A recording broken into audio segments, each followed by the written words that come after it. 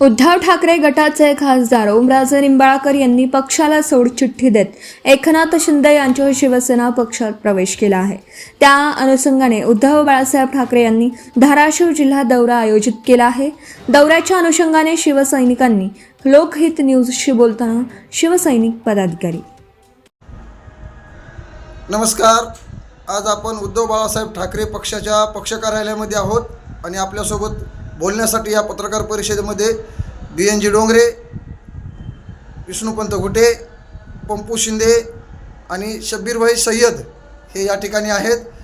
आणि ह्या पत्रकार परिषद उद्याच्याला यांच्या पक्षाचे पक्षप्रमुख उद्धव बाळासाहेब ठाकरे हे धाराशिव जिल्ह्याला येत आहेत, कारण धाराशिव जिल्ह्यामध्ये ओमराजे निंबाळकर यांनी पक्षप्रवेश करून शिंदे गटात गेलेले आहेत। याबद्दल या शिवसैनिकांना काय वाटतं हे आपण जाणून घेऊयात। आपल्यासमोर आहेत विष्णुपंत घुटे। उद्या उद्धव साहेबांचा धाराशिव जिल्हा दौरा होत आहे।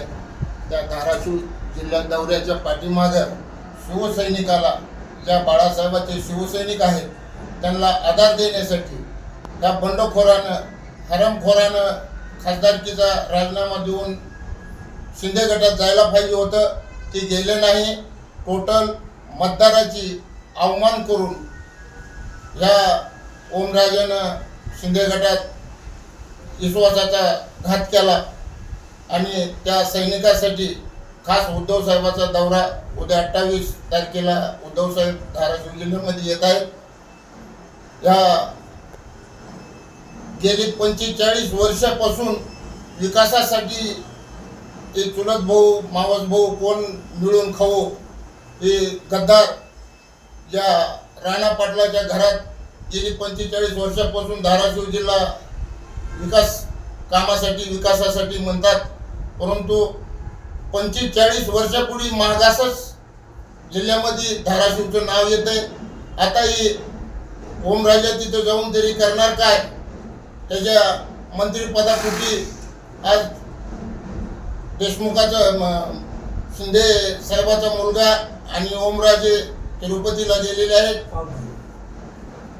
त्यांना आमिष दाखवलेलं आहे। ह्या आमिषाच्या अनुषंगानं ओमराजेनं मतदाराच्या पाठीत वार करून शिंदे गटात प्रवेश केलेला आहे। साहेब, तुमच्याच अशा शिवसेनेमध्ये असं का होतं? येथील शिवसैनिक हे ठाकरे गटाचेच फोडून आमदार असतील, खासदार असतील, ऑपरेशन टायगर झालं, 6 खासदार शिंदे गटात गेलेले आहेत। काय सांगाल नेमकं तुमच्या पक्षात असं का होतंय? ज्या उद्धव साहेबांनी ज्या आमदार फुटीला त्या टायमाला वेळोवेळी त्या गद्दाराला दिशा दाखवली असती तर आज ही वेळ आली नसती। उद्धव साहेबांचा स्वभाव संयमी आणि शांत आहे, त्यामुळं एकनाथ शिंदेला 40 आमदार घेऊन जात असताना त्याला झटका दिला असता, त्यानंतरचे खासदार जात नव्हते। साहेब, आता पक्ष बांधणीसाठी पक्षप्रमुख तुमचे महाराष्ट्रभर दौरा करणार आहेत, काय रणनीती असणार आहे आपली या पक्ष बांधणीसाठी? आमचे कैलास पाटील असतील, आजी माजी उद्धव साहेबांचे कार्यकर्ते असतील, तळागाळात स्वतःचे काम सोडून उद्धव साहेबांच्या पाठीमागे राहण्यासाठी ग्रामीण भागामध्ये फिरून जुनी शिवसेना आणखी जोमात येणार एवढं दिसून येणार आहे। जय महाराष्ट्र। आज आपल्यासमोर लाईव्ह येण्याचं कारण आहे की पक्षप्रमुख उद्धवजी ठाकरे साहेब यांचा संपूर्ण महाराष्ट्रभर दौरा सुरू आहे। त्यांचा दौरा सुरुवातीला विदर्भ या ठिकाणी होत आहे। आज त्यांचा कार्यक्रम यवतमाळ, वाशिम आणि हिंगोली या तीन जिल्ह्यामध्ये होणार आहे। कारण तिथल्या गद्दार खासदारानं पक्ष सोडून शिंदे गटामध्ये सामील झाल्यामुळं उद्धव साहेब तिथल्या स्थानिक निष्ठावंत शिवसैनिकाला बळ देण्यासाठी आणि त्यांना पुढील दिशा ठरवण्यासाठी, त्यांना प्रोत्साहन देण्यासाठी आज त्या ठिकाणी येणार आहेत। तसेच उद्याचा दौरा त्यांचा मराठवाड्यात आहे। उद्या सकाळी ते ठीक 11 वाजता परभणी येते। परभणीतले गद्दार खासदार ज्यांना 30 वर्षापासून शिवसेनेने सांभाळासे संजय बंडू जाधव यांनी सुद्धा गद्दारी केली।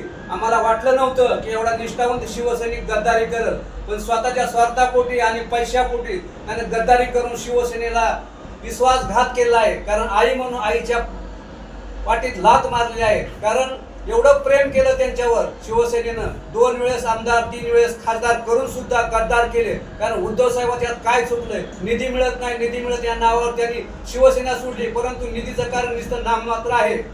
खरं कारण त्यांच्या स्वार्थासाठी आणि पैशासाठी त्यांनी ही शिवसेना सोडलेली आहे. म्हणून परभणीमधील शिवसैनिकाला बळ देण्यासाठी आणि तिथल्या निष्ठावंत शिवसैनिकाला प्रोत्साहन देण्यासाठी उद्या त्यांची 11 वाजता तिथे सभा आहे. त्याचप्रमाणे उद्या धाराशिव या ठिकाणी संध्याकाळी 3:30 वाजता सिद्धाई मंगल कार्यालय या ठिकाणी भली मोठी सभा होणार आहे. यासाठी धाराशिव जिल्ह्यातील सर्व तमाम निष्ठावंत शिवसैनिकांनी, उद्धव साहेबांवर प्रेम करणाऱ्या सर्व शिवसैनिकांनी, लातूरमधील बी सर्व शिवसैनिकांनी उद्या सिद्धाई मंगल कार्यालय यायचं आणि आपली ताकद दाखवून द्यायची की ज्या माणसाला पोटच्या पोरासारखं सांभाळलं त्यांनी सुद्धा गद्दारी केली. कारण 2006 मध्ये माननीय स्वर्गवासी पवनराजे यांचा अपघाती निधन त्यांना खून झाला. त्याचा बदला घेण्यासाठी ओमराजे यांना शिवसेनेने, माननीय शिवसेना प्रमुख बाळासाहेब ठाकरे आणि उद्धव साहेबांनी त्यांना पोटच्या पोरासारखं प्रेम केलं आणि त्यांना आधार दिला. त्यावेळेस जर शिवसेना आधार दिला नसता तर ओमराजे आणि त्यांचं खानदान शिल्लक राहिलं नसतं. एवढी परिस्थिती बिकट होती. एवढ्या वाईट परिस्थितीमध्ये शिवसेनेने त्यांना सोटच्या पोरासारखं प्रेम केलं. परंतु त्यांना सुद्धा हे जमणार. 2009 सालापासून 9ला वयाच्या 26व्या वर्षी शिवसेनेनं त्यांना आमदार केलं. 2014ला परत आमदारकी दिली, परंतु काही कारणामुळे ते पडले. परत 2019ला त्यांना खासदारकी दिली आणि खासदार म्हणून निवडून आणलं. कारण रवी सरांना नाराज करून त्यांना शिवसेनेने, उद्धव साहेबांनी त्यांना खासदारकी दिली. परत 2024 मध्ये परत खासदार करून त्या लाटेवर 2022च्या लाटेमध्ये ते तिकडे फुटले नाहीत आणि निष्ठावंत राहिले. म्हणून लोकांनी निष्ठावंत म्हणून कैलास पाटील आणि ओमदादांना मोठ्या भल्या मोठ्या महाराष्ट्रात 2 नंबर आणि देशात 5 नंबर एवढे भले मोठे मतदान केलं. 3,30,000 मताने विजयी झाले. पंतप्रधानापेक्षा सुद्धा जास्त मत दिले. एवढं लोकांनी त्यांच्यावर प्रेम केलं. परंतु ते सुद्धा गद्दार निघाले. कारण त्यांची जर मागटली भाषणं काढली तर जो गद्दार होईल त्याला 4 बाप म्हणतील, असं म्हणतील. पैशाला लात मारणारा कार्यकर्ता आहे. मला उद्धव साहेबांनी पोटच्या पोरासारखं प्रेम केलं. सगळे असल्या गप्पा मारून ऐन वेळेला पक्षाला गद्दारी करणारा हा ओमराजे गद्दार निघाला. कारण त्याचे शिवसेनेशी प्रेम नव्हतं. त्यांनी त्याच्या स्वतःच्या स्वार्थासाठी शिवसेनेमध्ये आला होता आणि त्यानं आपली स्वतःची वंशना तयार केली आणि निष्ठावंत शिवसैनिकाला बाजूला टाकण्याचं काम केलं. आता जे बाजूला गेलेले शिवसैनिक आहेत, निष्ठावंत शिवसैनिक आहेत, ते सर्व शिवसैनिक एकवटून होऊन या ओमराजाला 2029च्या निवडणुकीमध्ये गाडल्याशिवाय राहणार नाहीत. कारण त्यांनी आपली स्वतःची राजकीय आत्महत्या केलेली आहे. कारण स्वतः त्यांना जरी वाटत असलं भविष्यात मी शिंदे गटाच्या तिकिटावर निवडून येईल, हे कधीच शक्य नाही. कारण हा बालेकिल्ला शिवसेनेचा, उद्धव साहेबांनी बाळासाहेब प्रेम करणारा हा धाराशिव जिल्हा आहे. त्यामुळं आपण स्वतःहून त्यांनी राजकीय आत्महत्या केली. त्यांना वाटलं होतं की Subscribe now and press the bell icon. Never miss an update.